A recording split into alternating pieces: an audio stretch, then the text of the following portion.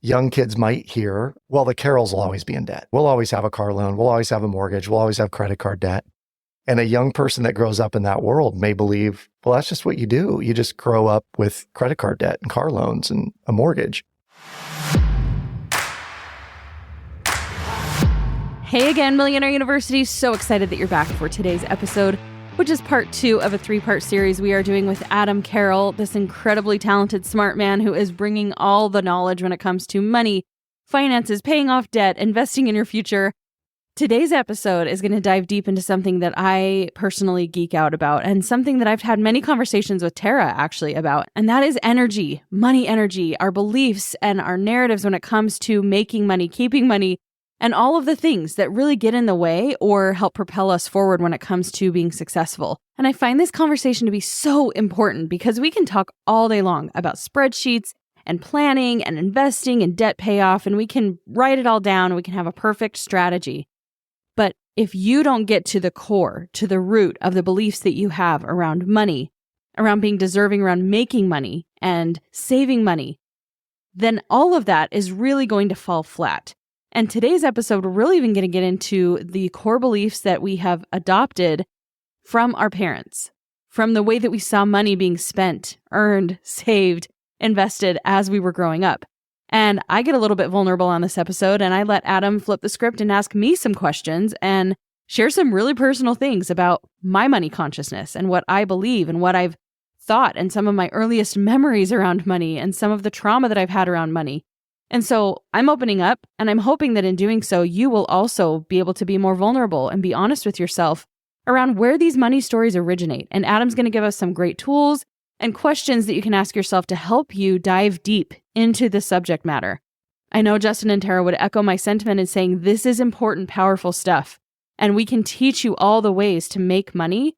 But if we don't do this inner work, then all of that is going to really just exacerbate an already existing problem. Or it can make things even better and more amazing if you already have some really good roots when it comes to understanding money and your worthiness and all of the things. So I'm just going to let Adam take it away from here. You're going to partake in a really cool conversation. Like I said, it's going to get deep, it's going to get vulnerable and very honest. And I think we spent a good amount of time on this episode, which is very important because, like I said, we're going to get into even more when it comes to the strategic and the technical and even the next episode.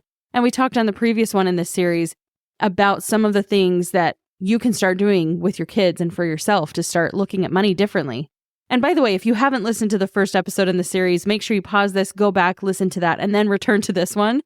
This is one you're probably going to repeat over and over and over because there's so many good value nuggets in this episode, but they do build upon each other. So let's get into today's episode where we're really going to get deep into your money beliefs and your money stories. Here we go. All right, Adam, you're back. I'm so excited. We're here again chatting about something that I'm nerdy passionate about, and that is money psychology. When I first met Justin and Tara, who are the creators of this podcast, I had a very different mindset about money and what was possible with earning money, you know, all of the things, what was possible for me because of how I was raised and the patterns that I was really ingrained as a child. And this new awareness, this new light came into my life when I met them and realized, wait, the way I've always thought it had to be is not the case. So I'm excited to hear some of your perspectives and what you have learned as you've made some of these shifts in your life and what you've learned on a deeper level about money and energy and the way that we perceive it and what's really possible. Cool. I love it. Yeah, just a couple of money nerds nerding out here today. And I want to flip the script a little bit on you too, Kirsten, and do some coaching and find out what your answers to some of these questions will be. Before I dive into that, just to give everybody a little backdrop, when people ask me what I do, I often tell them I'm a behavioralist because I really love studying human behavior. It started out with consumer behavior, economic behavior, what people do in certain situations. Yeah. And then I got into learning the Enneagram and social styles and DISC profile and Myers-Briggs and the Colby Index and all that stuff. I geek out on all of them. And I realized that the reason I love it is human behavior is very predictable. And so I wanted to get really good at reading people's sort of money script so that we could reprogram their money script for financial abundance and success. So today, I'm a behavioralist and I love talking about this stuff with folks like you who also geek out about it. Yeah. I mean, my degree was pretty much the degree I could get the quickest when my husband and I were married and he was finishing his master's.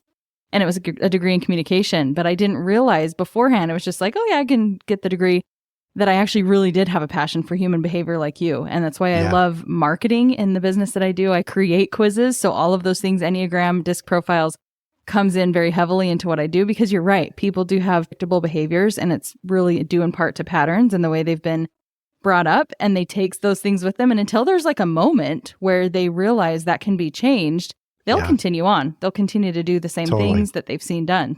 Yeah, let's do it. Let's talk about it. Dive deep. Cool. Evaluate me. So here's where I start. And maybe I'll just, if you're okay, I'll just roll you through what our normal conversation is around money. So I'm curious, first and foremost, this is going to be a weird question, and maybe you've heard this before, but I want you to imagine that you're in your living room. There's a knock at the door, at the front door, and you get up, going to the door, you open the front door, and you see money standing there in human form. So money personified is standing there waiting for you. First of all, describe money for me. What does it look like? And what's your relationship to money? Like, how do you feel with money personified standing there? Okay, well, I'm not going to overthink this. I'm going to tell you exactly what I pictured right as you said it. And it was male. It was like a man. There was a friendliness there, and I imagined myself hugging it. Very good. I know. I'm actually really excited that was my knee-jerk reaction. So it's a warm thing. It's a happy thing. And it's something I'm very excited to see. It's something, I told you before we started, I just lost my dad about a month ago. Yeah. And I think there's a part of it there where my dad is emulated a little bit in that. When he was alive, I didn't realize till he was gone how much of a security blanket he was to me. Yeah. Financially. It's not that I was like taking money all the time, but he was very quick to just hand it over. And when he was gone, it was just, now we're having to look at money differently and see what we can do with all of the hard work that he did.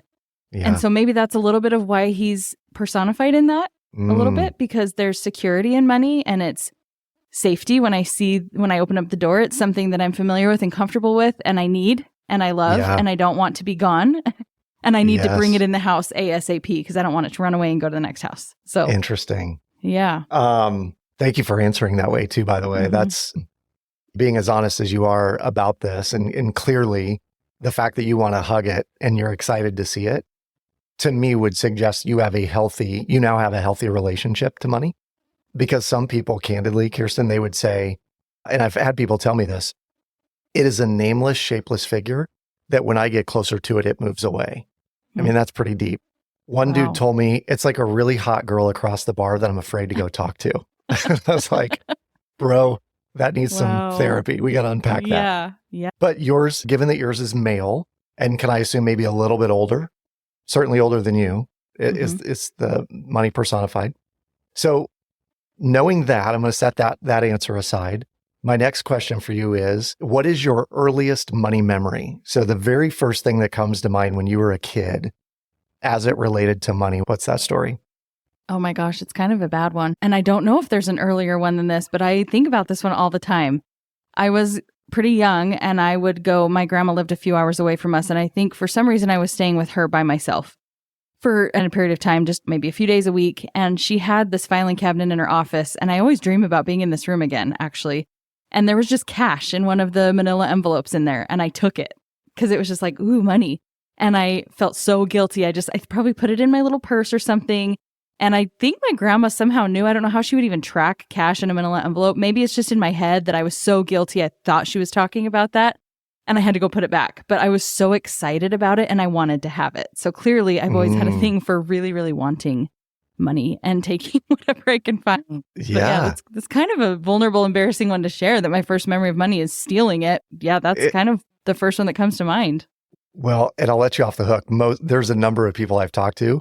Their very first recollection is, oh, my grandpa had a big change jar and I would dig my hand in there and, pocket as much as I possibly could. I'm not crazy. Yeah, you're do you remember how old you were? Do you have a sense of your age at the time? I feel like I was not school age yet. So I might have maybe been like 4 or 5 years old, but I feel like I was pretty young. Yeah. And had you been squirreling around looking in drawers and things when you found this? Yeah, I think it was just playing office or something is probably likely what I was doing. I wasn't looking for money, just bored. It's grandma's house. Eventually, there's only so many toys to play with. So I was probably just bored. Yeah. Yeah. And I remember that. We would open drawers just to see what was in there. And the feeling you mentioned having was guilt. Mm-hmm. Is that right? Yeah. So much so that you put it back. Mm-hmm. Okay. I didn't give it to her. I didn't say, look, I took this. I'm so sorry. I just put it back and pretended it didn't happen.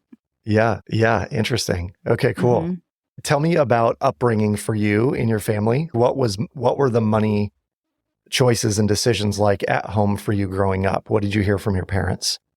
I never felt like we didn't have a lot, but there was definitely always a desire. If we had more, then we could do this and this and this. If your dad got this promotion, everything would be different. There was a lot of shopping, a lot of fun. Money was a source of fun. And when you don't have money, you can't have fun. So we had a boat. I had a really comfortable childhood until about teenage years. When we moved, my dad took a pay cut, and it was conversations about money not being enough now and kind of struggling. And that pushed me into a perpetual state of I need to provide. If I want fun things, then I have to make my own money. So I've had a job since I was 13 years old, just so that I could have fun money. And again, like I told you, my dad just passed, and I always felt secure. Like I and later in life too, they had plenty, more than enough, and they were always happy to give and wanted us to be comfortable and us to enjoy things. So, but yeah, growing up, it was kind of like two different worlds. One where we were totally fine. It wasn't really an issue. Didn't really think much about it. And then a few years where we had to get back on our feet, and there was a lot of financial struggle and strain. So I kind of grew up in both worlds a little bit. Interesting. Mm-hmm. So here's how I would sort of, I would never use the word diagnose or anything like that, but my observations about what you just shared is that money came pretty easily and frequently for you as a kid, because it sounds like your dad did well and it was a comfortable upbringing. Mm-hmm. And then you get to the teenage years and you realize, this is kind of confusing. We were good and now we're not, and I need to provide, so I'm going to work hard. My assumption is you're probably a hard worker no matter what. Mm-hmm. Is that fair? Yep. Yeah. So it is said that our money personality is set by the age of 9. And so from 0 to 9, you may have been getting money messages that were more abundant related. And then once you get to the teenage years, while your parents may not have been as abundant, you were still like on that abundance path and went after that. Yeah. And so it's interesting just to see people go through that different life cycle. Like I've met people who they were in a married parent home and everything was great. And then their parents got divorced, and one parent had a lot and one parent didn't. And so they had this very different, disparate experience around money based on who they were with at the time. And so it creates confusion for them around money of who they're going to be and how they're going to be with mom versus dad, depending on who had the money and who didn't. Mm-hmm. So it's always interesting to me to meet somebody like you. My sense is you're probably very hard worker, always knew how to make money. How were you about spending it? Were you good at making, I'm really good at keeping? Spending it too. No, I'm not really equally good at spending. Keeping. Yeah. Yeah. At times it fluctuates for sure, but I definitely feel like probably those early years, what was ingrained is money. You make money so that you can spend money, and you use money for fun. So when I've come at periods in my life where I've had a lot of money, it's not that it's all been irresponsibly spent, but it's definitely spent on experiences. Yeah. I don't like stuff. I don't typically buy a lot of fancy things. I mean, we have a couple really nice things, but it's more of a vehicle to just enjoy life. And it's been very limiting to me. I think we talked about this episode 1 when I said people, and now I'm referring to myself, view budgets as limitations. Yeah. And it's taking till now to start understanding, I really actually want to be more wise, and I want to have the money before I spend it, and I want to save more so that I don't have to work so hard later. Yeah. So we're coming full circle, and I'm grateful I'm still in my 30s to be learning some of this, because so many people don't. But it's been a roller coaster trying to figure out where is this coming from? Like, why do I believe this about money? Why can't I be better with it? Why? Well, because, and if I could interject, because money is fun, right? Like money is meant to have fun with. So why not go have fun with the money I'm creating, right? Right. Yeah. And I think where I might coach you a little bit on that, and I should ask, are you open to some coaching on this first? Of course. Absolutely. Right? And I hope that it'll help everybody else listening. I'm sure I'm not alone in where I'm at with money. Yeah. The coaching I would give you is around that future orientation to money. And so my assumption is future Kirsten would like to have as much fun as present day Kirsten. True or true? True. Yeah.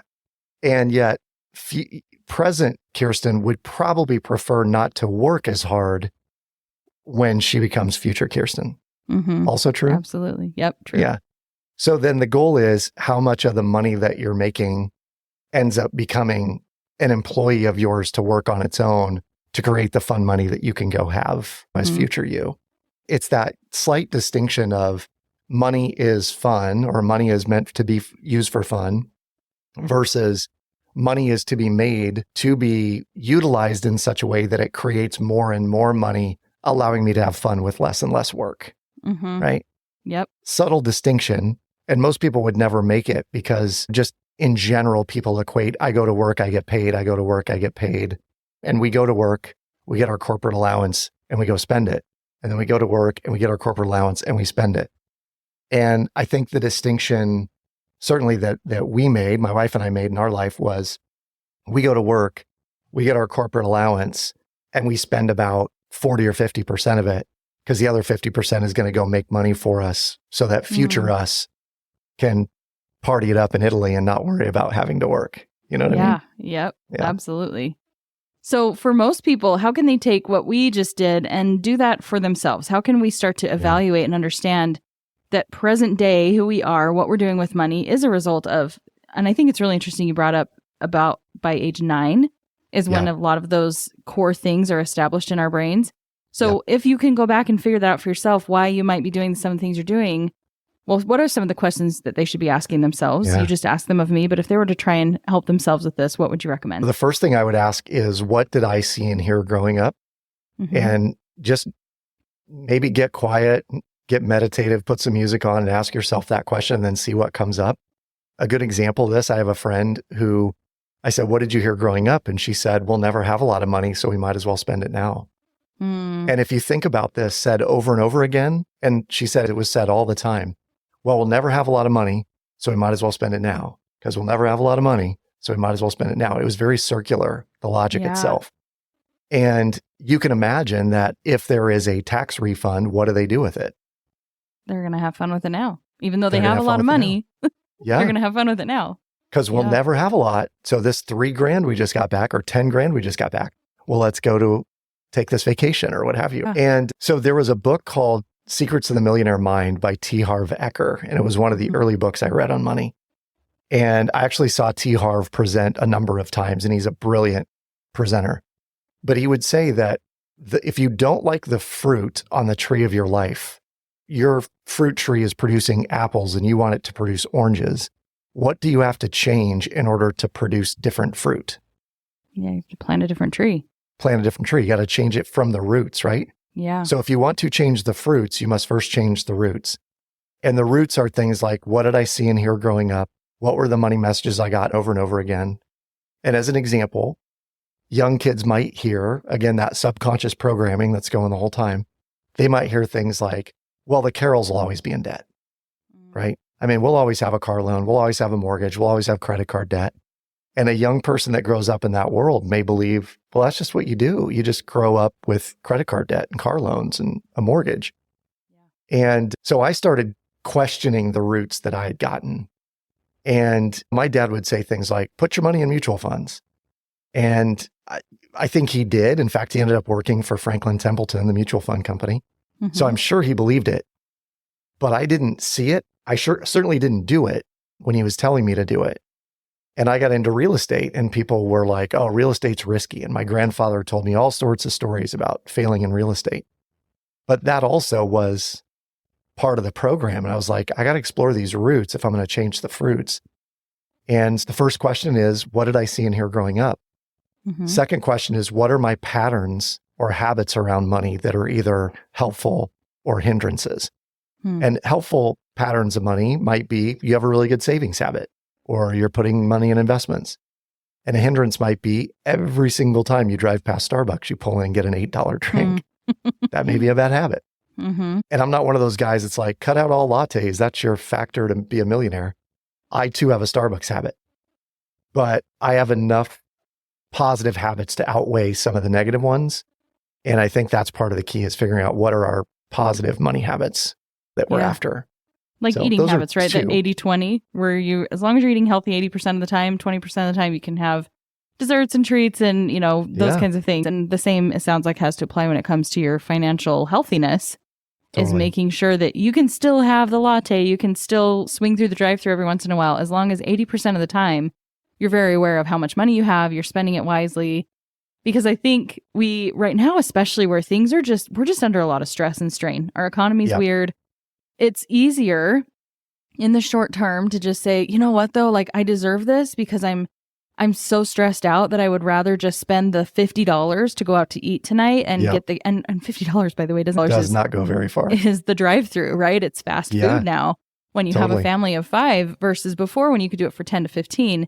And so it's so much easier to fall into that, where the 20% starts to become the 80%, and then you're in a world of hurt when wow, we could have made that stretch further, but we let this become, in the moment now, one over the future that we're trying to save for. So it's a crazy time we're living in, and it might feel a little bit crazy to talk about, well, let's just start changing our mindset around money when we're all looking at this crazy economy. And I think we all look at it differently depending on where you're at in, economics and everything. But a lot of people listening are probably thinking some of those same thoughts of, all right, but how do we use that right now? So I think those are fantastic questions to ask to start to build awareness around that. And then how do we start to shift that mindset and move into a new place? How do we change those roots in a way that's lasting and feels sustainable? Because I think sometimes we have the best of intentions and we say, okay, I'm going to have a budget. I'm going to do it. And maybe we go too extreme and then it's not sustainable. So what do you reckon on starting to make those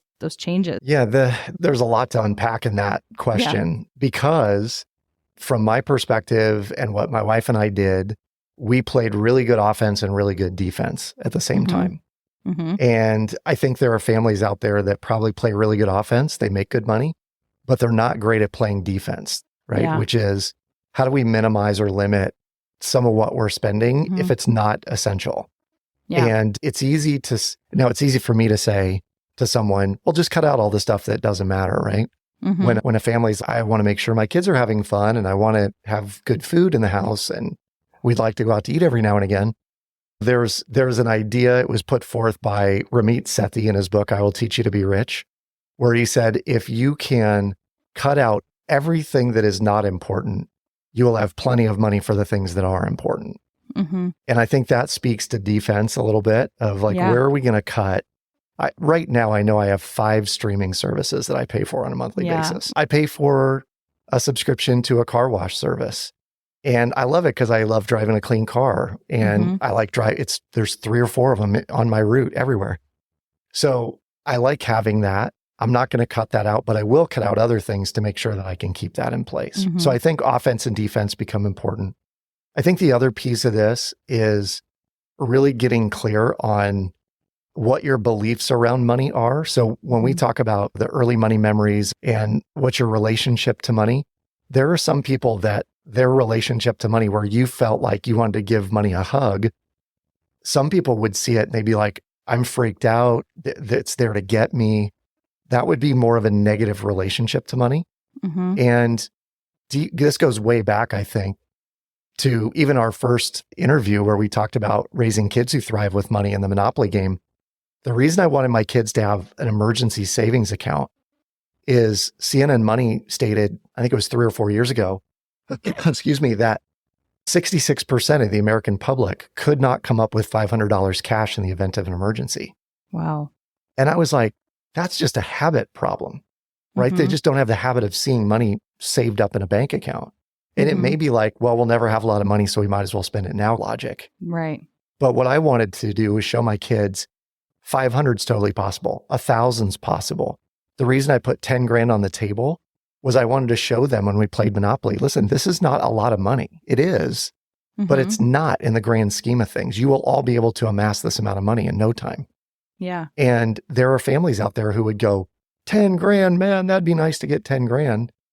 And yet, between my wife and I, we're not on some crazy income between the two of us. It's probably pretty average, but we've built our lives in such a way that setting aside an amount of money becomes more normal and natural because of our money psychology.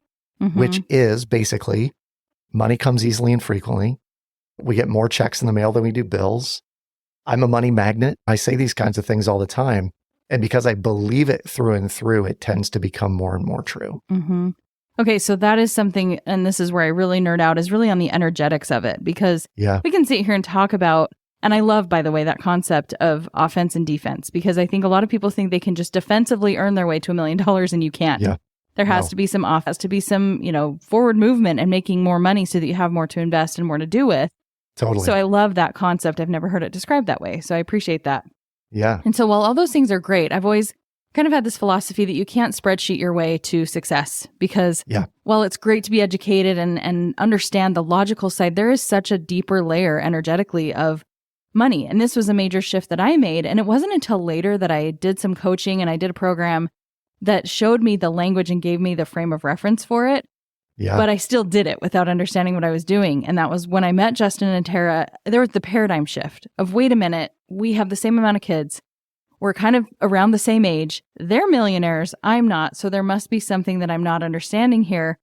And I started to almost put on a hat of, I'm a millionaire. As I would talk to Tara, I remember coming home and walking in the apartment being like, why do I live here? I fully believed I was in this space of feeling like I was already very successful, and everything that I did, the actions I took, all stemmed from that deep, deep sense of belief.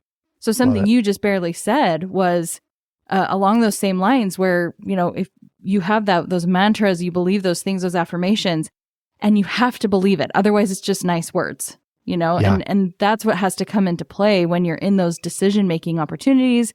And when you're really choosing, what's the identity here? Am I identifying as somebody who's successful, who's great with money?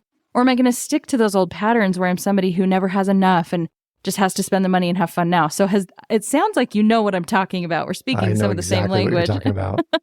I do. I know exactly what you're talking about. And it's so much of it is in the language we use of things like another bill or I'm so tired of being broke all the time. Or, geez, it's just all I see is debt. There's just, bleeding red ink all the time. Those kind of statements said over and over again means that's what you're focused on. And when you're focused on, that's what you'll get more of. I laugh somewhat at the people who are like, I just got to get out of debt. And then I watch them and all they do is use their credit card everywhere they go. I'm like, well, that's not really the way to get out of debt. There is a book that totally just absolutely turned things on its ear for me, Kirsten, and the book is called A Happy Pocket Full of Money. And it's less about money and more about quantum physics, which is energetics and the study of the fact that when we have a thought, the thought is energy, and the energy emanates from our brain in particles and waves, and it looks for like thoughts, like energy. And so that means if we're thinking positive, abundant thoughts, that same frequency is going out looking for those kinds of things. And I realized years ago that I was just going to set myself on a course for wealth and abundance. And I started putting things in play that would just remind me of that. So as an example, I ordered, those of you who are just listening and can't see, but I ordered, this is movie theater money, like prop money. And I have 10 grand in cash sitting on my desk all the time. Oh my gosh. As a reminder that this is not, it's a lot of money, but 10 grand, you could fit it in your pocket. I mean, it's not that much.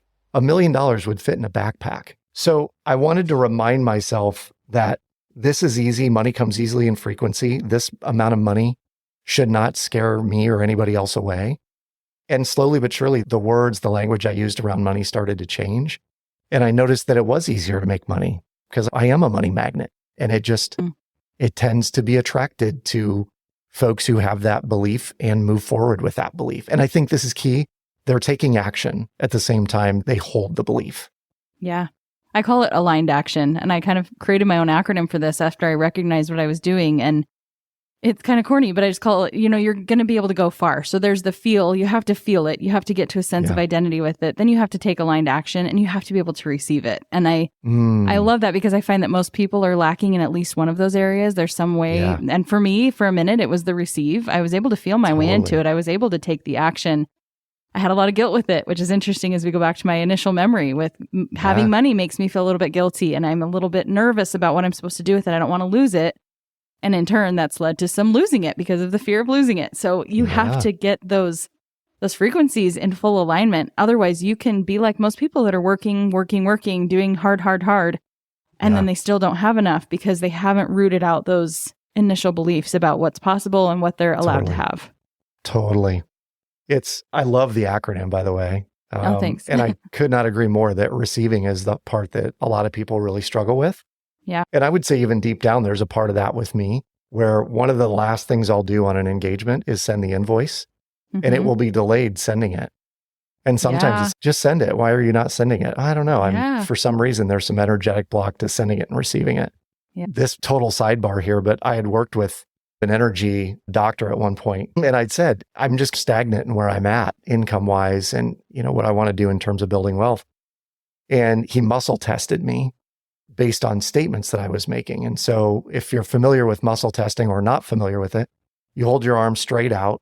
Someone pushes down on your arm when you say a statement. And when your arm goes weak, you don't believe what you just said. And so I said, I love myself when I make enough money. And I was strong at that.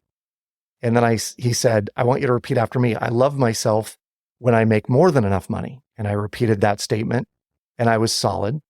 And he said, now I want you to say, I love myself when I make massive abundance. And immediately he pressed on my arm and I was weak. And he said, I don't think you don't believe that.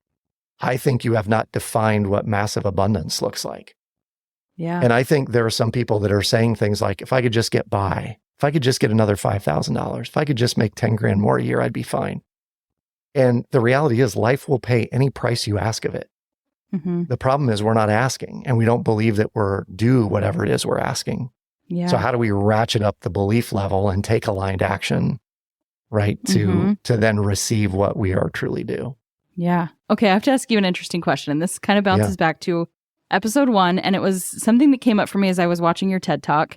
And you talked about how your kids played the game of Monopoly differently when there was no real money involved. And I love the direction we went with it. It's so true. We need to look at money from a real perspective. Yeah. But also how much of what they were initially doing, where it was just like, oh, I'll have enough at the end, or we can settle things up later, was almost in a different energetic space, a lot more abundant in some ways. Totally. I mean, maybe they weren't being as responsible, but do you think there's a little bit of that we need to go back to faith or just an inherent sense of worthiness when it comes to money and trusting that things are going to work out? And how do you feel like we can couple that with being smart, being intentional, but also not making it so heavy, if that makes sense? That's a great question. And candidly, I got some pretty harsh feedback on the TED Talk on YouTube and I'd made some flippant comment on the talk about what am I teaching these kids? And what I meant was like, what am I teaching them about the game of Monopoly or the idea of business? Yeah. And while I appreciated the very socialistic nature at which they were playing the game, they were being very friendly. And it was just about being on the board together and having fun together. Yeah. I think that I'm gonna be vulnerable here too. I don't think that I personally or my wife and I have done a good enough job in demonstrating giving and philanthropy to our children. And I probably have studied Warren Buffett for too long because Warren Buffett, no, we're going to keep everything in the coffers until the end and then we give it all away and it's way bigger than it would have ever been. And I tend to believe that a little bit, but I also, my grandfather's voice is in my ear and he was one of the most generous human beings to ever walk the planet. And he would say, live simply so others can simply live. And then he would give everything that he had to other people. So there was like this happy medium that I was trying to achieve between the two. Yeah. And I think I probably could have done a better job with my children expressing that or exposing that to them. Though I find them to be very generous people, I think you're right when they were playing that way where it's just this generative morality. We're going to give to everybody and everyone's going to have it. I do think there's something to be learned from that. We definitely want to provide for everybody around us, but we can't do that if we're not being wise. So I think it's finding that happy medium between those, which is hard in my opinion. It is hard. It is hard. And it's especially hard in a world where Instagram is showing the luxurious of everything, right? Oh, mean, everyone is posting. If we're posting anything, we're posting our 5-star resorts and our travel and the newest thing that we bought or the car that we just got or whatever it is. Yeah. So we're showing that as a society. And I think generally speaking, when I find someone who is really content, I'm always in awe of that person. And it goes back, there's a story, I think it was either 3 Feet from Gold or in Think and Grow Rich, or it was Acres of Diamonds, which was a Russell Cromwell book years ago. But it basically said the richest man in the world, he was rich because he was content, and he was content because he was rich. Mm-hmm. And there's some happy medium involved in that statement, right? So that's basically our goal, is to find this inherent state in which we just do feel that contentedness, and that contentedness attracts the success. But we're also wise, and we're also being smart, and we're trying to learn and grow and expand. And that in and of itself also creates the contentedness that we can have. So it's crazy. It's hard to explain in words, but I think we've done a good job of trying to emulate and explain and bring it full circle of how we can balance both, and changing that money identity and understanding those roots of what we believe and changing those roots. I love this conversation. I appreciate your insight on it. I think there's so much for people to glean just from this conversation that becomes the root of everything that we're going to continue to talk about, and that people need to know if they have that goal of becoming a millionaire. This is where it all starts. So I love it. Yep. Very cool. Yeah, I'm excited where the next episode goes as well. Yeah. My hope is that all of these have built upon each other. We talked about kids and money. We've talked about money psychology.